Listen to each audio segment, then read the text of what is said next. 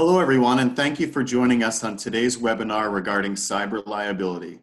We wanted to take time to update you on a different pandemic wreaking havoc on businesses already experiencing unprecedented pain due to the coronavirus. Today's presentation is brought to you by Elite Specialty and Wholesale Insurance Services. We are an insurance wholesale brokerage based in Southern California. My name is Greg Lyons, and leading today's webinar is my teammate Luke Hutchinson, our professional line specialist. Without further ado, I will let Luke take the reins and talk about today's topics of focus. Thanks, Greg. While the news headlines are being dominated by the economy, layoffs, bailouts, and Tiger King, lurking in the background are criminals taking advantage of a world that is, for the most part, working from home.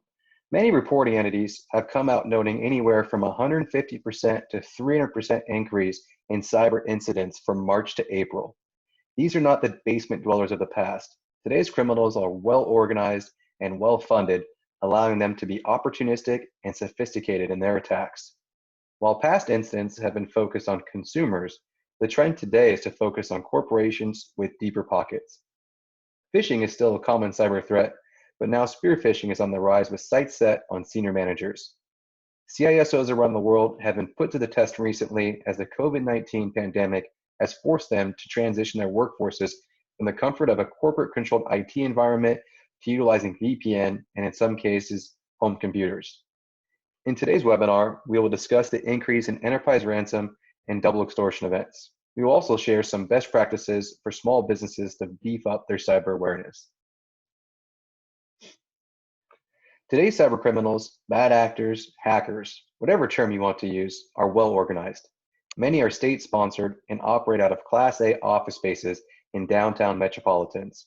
They use state-of-the-art technology to aid in their malicious ways, including artificial intelligence and cutting-edge software to always remain several steps ahead. One of their tools are system vulnerability and penetration scans. These scans detect the servers and, in some cases, operating systems that businesses use. The criminals look for servers with known issues and limited security, the equivalent of a burglar looking for open windows or doors.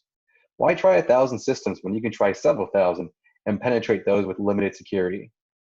In some of the recent breaches being reported on, forensic investigators found that hackers had actually been in the affected system for months or, in one case, several years. This allowed them to snoop around undetected, gathering critical information on the IT team's security measures and internal protocols. It is much easier to time your breach when you know all the protocols. Beyond protocols, these bad actors are now thinking ahead before they launch their ransomware. They will perform a simple search to determine the company revenues, performance, and key people.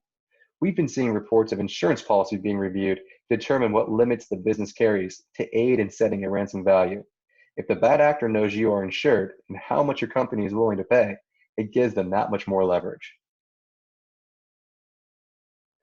Many of us are familiar with the term and concept of phishing, where fraudulent emails are sent out in an attempt to bait the recipient into clicking on a link where they enter their personal information or username and password.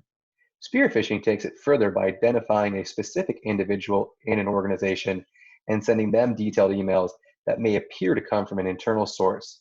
The sender may be attempting to gain elevated clearance into an organization or looking for a senior manager who has access to secure financial information such as bank accounts and wire transmissions. Going back to the scans we mentioned earlier, hackers will scan the dark web for employee personal information and use that to gain access to an assistant.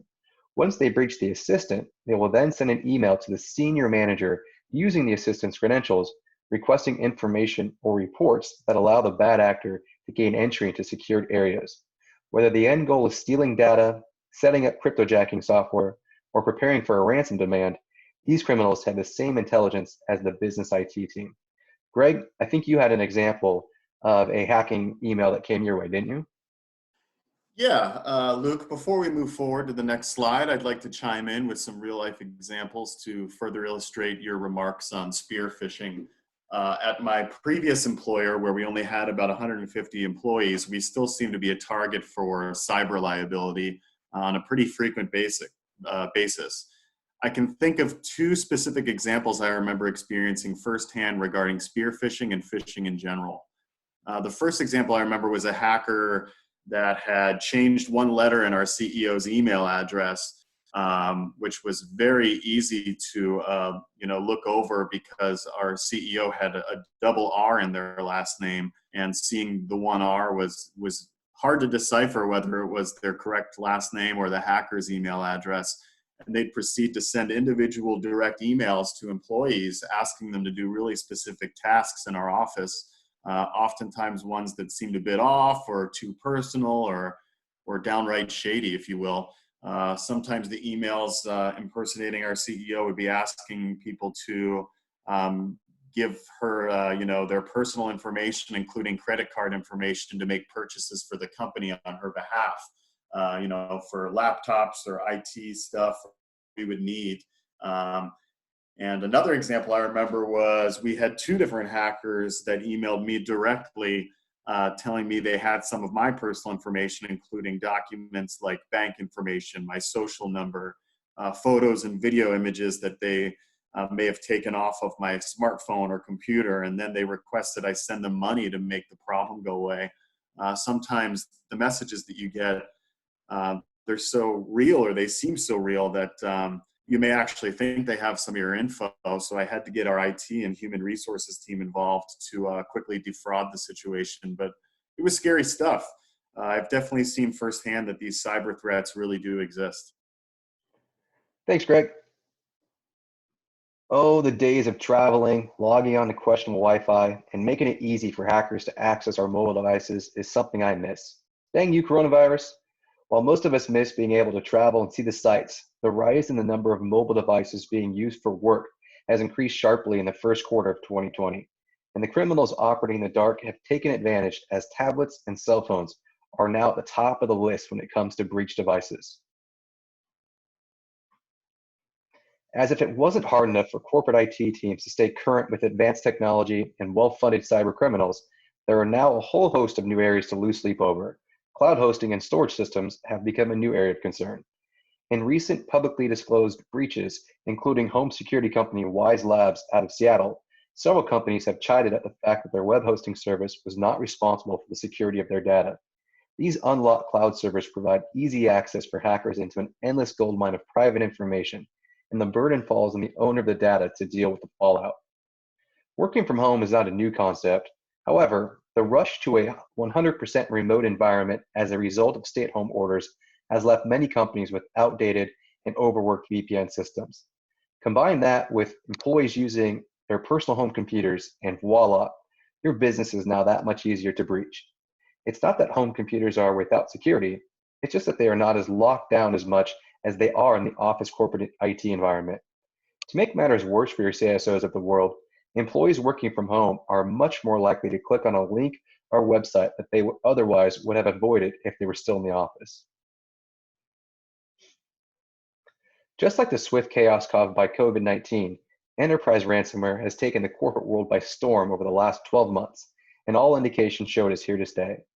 Many cyber reporting agencies, including CyberCube, expect enterprise ransomware to continue to grow as cryptocurrency becomes more mainstream. Powering the surge in ransomware and social engineering cases is artificial intelligence. Cybercriminals have already begun targeting individuals, utilizing complex algorithms to help steer them into falling victim to a ransom demand. Many business owners in the past have debated whether or not to pay these ransoms. The conundrum being, will they get their data back if they pay, or would the hacker actually leave the data encrypted if they chose not to pay? Today, for those who choose not to pay or are late in paying, cybercriminals are now posting screenshots of their attack or dumping their private information on the public websites. This is now being referenced as double extortion. With so many employees working from home and cybercriminals taking advantage of COVID-19 paranoia, what can your business or your client do to be prepared?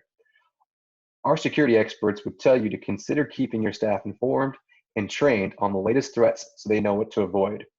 We require managers to undergo regular training on items such as sexual harassment as a best practice. How often do we require cyber training? The training should include real-life scenarios and training on the dangers of clicking on unsolicited email links or attachments. If your client is not already limiting access to websites and keeping up on software updates, that would be an immediate area of improvement. Be sure to use a VPN and keep it up to date for all system access when outside the corporate environment. And perhaps most importantly, create a cyber attack response plan and include your employees on what to do should they encounter a breach. Thank you for joining Luke and I on today's presentation. We really appreciate your time and we hope you found this information useful. Please feel free to contact us by phone or email if you or your clients have questions surrounding cyber liability. Elite Specialty is now fully operational, working remotely, and we are here to assist any possible. Have a rest of your day today.